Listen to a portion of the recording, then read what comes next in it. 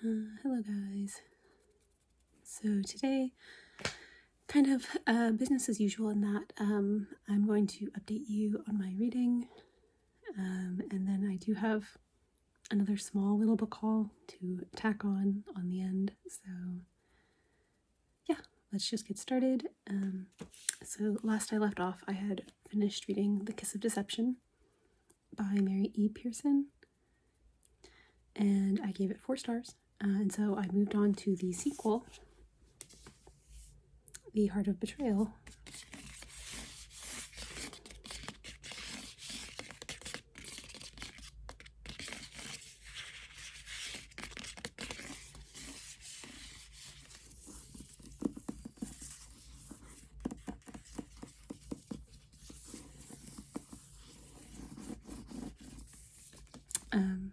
And yeah, this was a really good sequel. I will say this took me longer to finish than the first book, but not for bad reasons. We're in a different location in the second book due to the events at the end of the first book, and so it was really fun to explore that different place in the kingdoms. We're still following Leah, and we're following the assassin and the prince as well.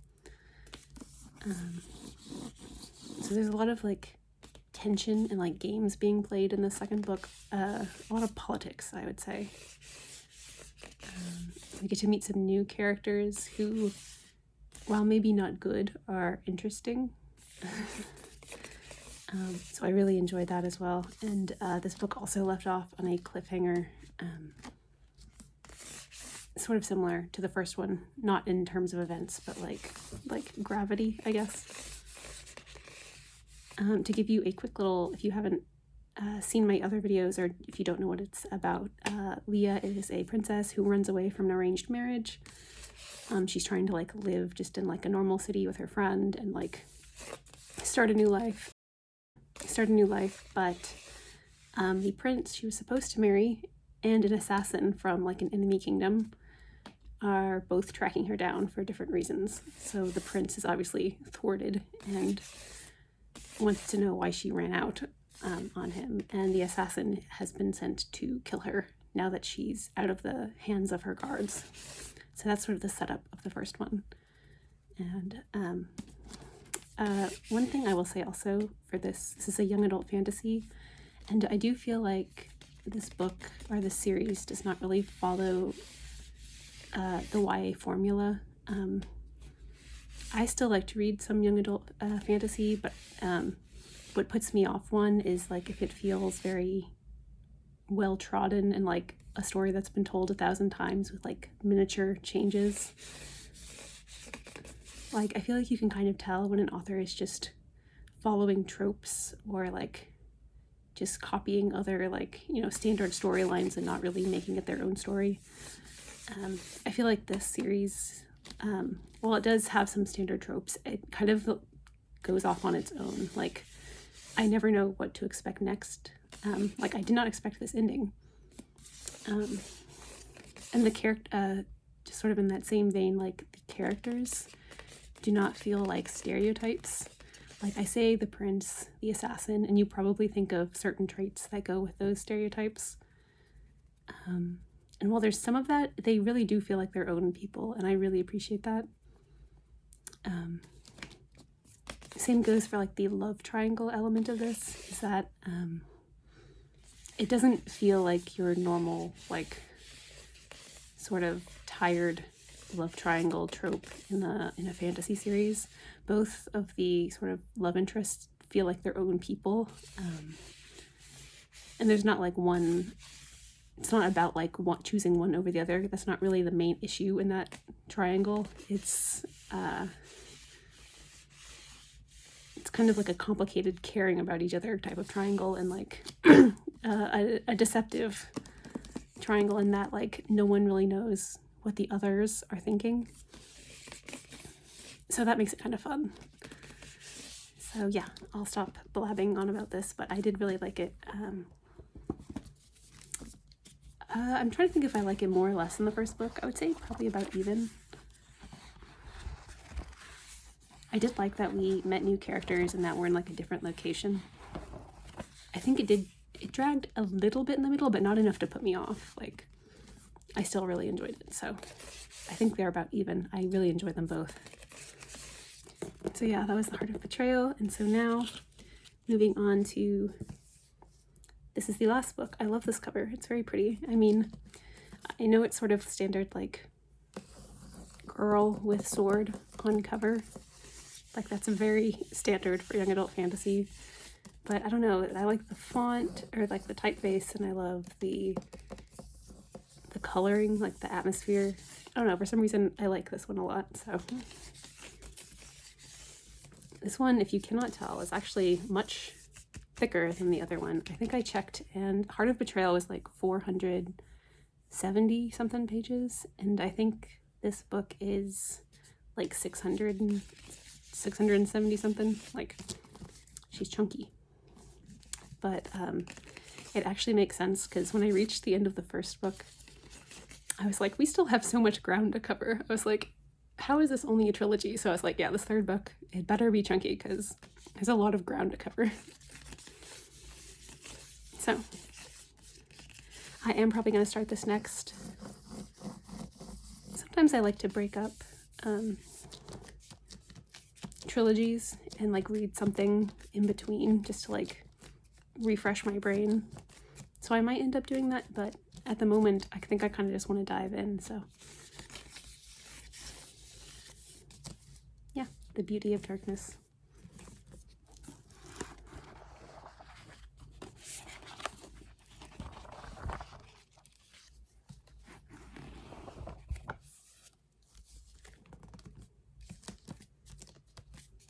I also own some other books by this author, like the spin-off duology, and then I think she's coming out with a new book this year, a new fantasy. I think it's adult fantasy, correct me if I'm wrong, but and I have that pre-ordered, so I'm very excited because I do love her writing, like, a lot. So yeah, this is next on my to-read list. And now it's time for the very small book haul. So I haven't gotten too many books, but I did get 3 again in the mail. Pre-orders, they're really, not just pre-orders, but just like online ordering is really what gets me. I try not to do it, but sometimes I can't help myself. So yeah, let me get these out of the way over here. The first book that I pre-ordered forever ago is City of Glass.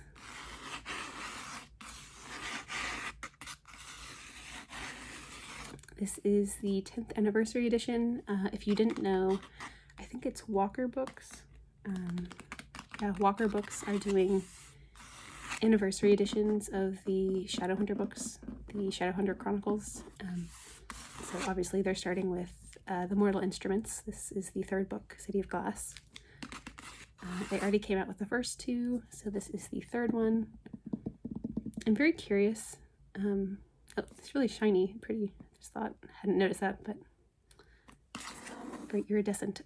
Sorry, off track. I'm very curious if they're going to do all the Shadowhunter books, because obviously we have the Infernal Devices, then we have the Dark Artifices, and the Last Hour series, and then the Wicked Powers eventually. Like, there's a lot of books in this world, so I'm curious if they're going to do that for like all of the series or not.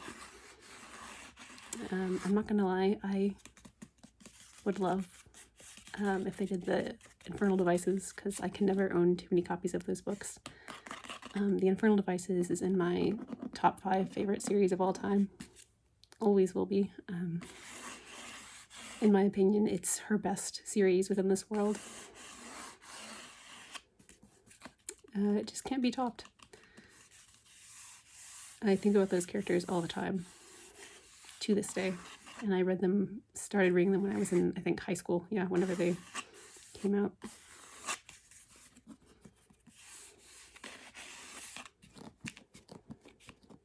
So yeah, it doesn't have any like special pages or anything. It's just like a anniversary edition.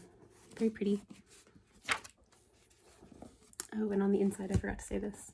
They all say all the stories are true, which if you're a Shadowhunter Chronicles fan, you'll know that that's kind of like the mantra of this whole series. But yeah, really pretty. I'm a big Shadowhunter Chronicles fan. Been reading them from the start. My sister actually got me into them, and I owe her my eternal gratitude for that. So yeah, very happy to have that added to the collection. I think I've shown you in a book tour or a bookshelf tour, but I actually have a whole bookshelf, like 5 or 6, tier bookshelf dedicated to Cassandra Clare, because that's how ridiculous my collection for her is getting.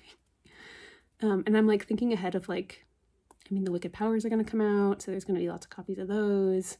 Fairy Loot has done like special covers of them that are still being released. There's just always like more editions that are coming out. I also did the Kickstarter for the what is it called? Secrets of Blackthorn Hall. It's like this online set of stories that Cassandra Clare wrote. And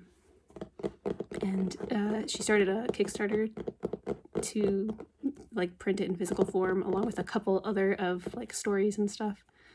So I backed that. So that'll come to like, I can just tell like eventually I'm going to need a full bookshelf just for Cassandra Clare books. Like I put Swordcatcher on there, and I have a couple editions of that one. The sequel's coming out I think next year, if I'm not wrong. Like it's gonna be a time. She takes up so much space with her books, but I love them, so like I'm not really complaining. I'm just sort of complaining. But moving on to the next book that I got in the mail. This is a Goldsboro book, and one you actually just saw the Fairy Loot edition of. So if you watched my last video, I did the sequel to Curse of Saints, Curse of Sins came out, and I not unboxed, but I hauled the Fairy Loot edition of that. But I also love the original covers, the original UK covers. So I got the Goldsboro edition as well. This is just a like naked cover. And it's called The Curse of Sins. So this is the like original cover. It's this very pretty like bird, iridescent bird on it. And at the top it says, "A divine saint, a forbidden love, a brewing war." So yeah, this is the sequel. I own the first book in this edition as well, so the only downside to these is I feel like they get dusty and fingerprinty very easily, so c'est la vie. But yeah, I have not read the series, but I'm very excited to read it.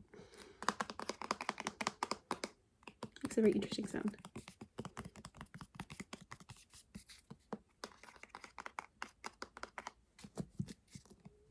Let me see if there's anything.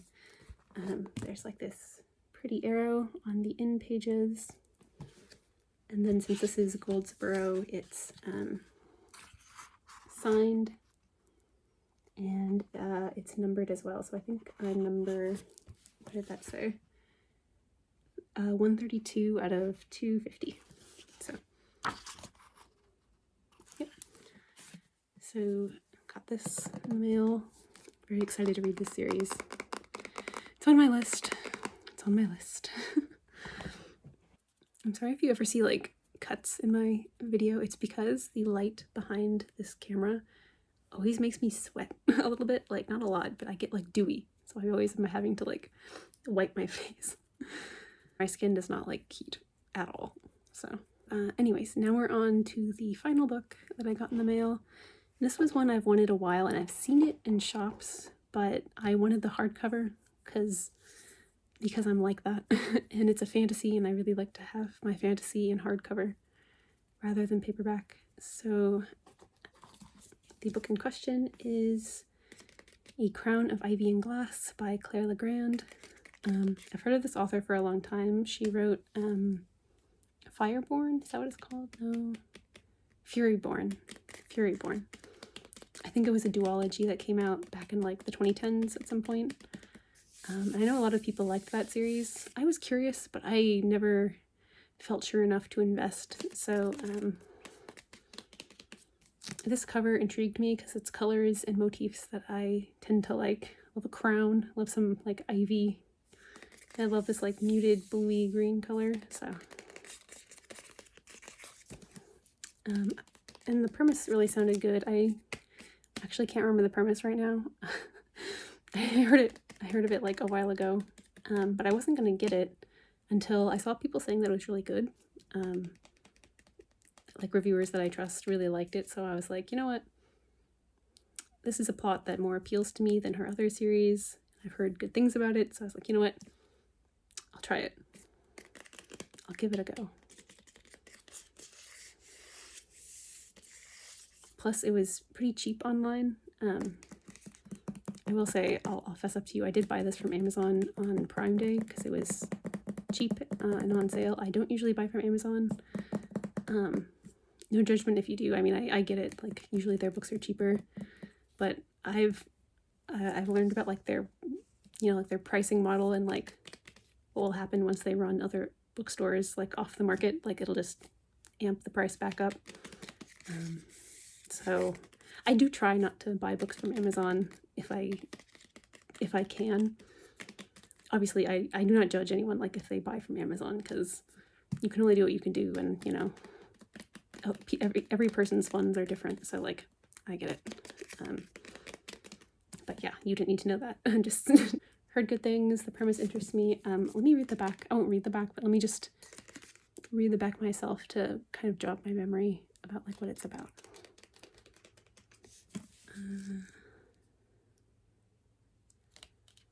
So our main character's name is Lady Gemma Ashbourne. So I think that's why it has like, you know, when there's like ladies and lords, like it feels very historical. I said this before, but I love historical fantasy. It's my favorite niche in fantasy. So I will usually pick up a book if it's historical fantasy and it sounds good.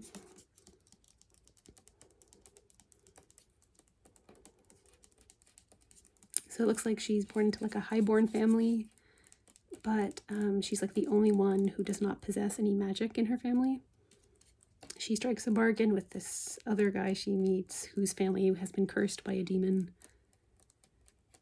And he promises in exchange, so she'll help him navigate high society if he helps her destroy this other family, the Basque family, that I think her family is in a feud with. It says, New York Times bestselling author Fury-born Claire Legrand makes her stunning adult debut. Oh, this is an adult book. I did not know it was an adult book. It makes me even more excited. I love adult fantasy. So yeah, makes her stunning adult debut in this lush, sweeping fantasy romance series starter that's perfect for fans of Bridgerton and A Court of Thorns and Roses. So that's cool. I don't watch Bridgerton. It's not really my vibe, but I'm guessing that's where like the historical aspect comes in. And it has a map here on the end pages. I think I've already talked about how I love in-page maps, although who doesn't, you know?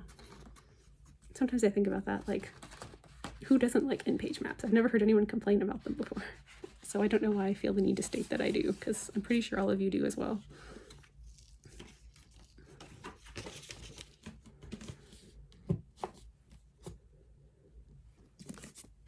But yeah, sorry if that explanation of the plot was terrible.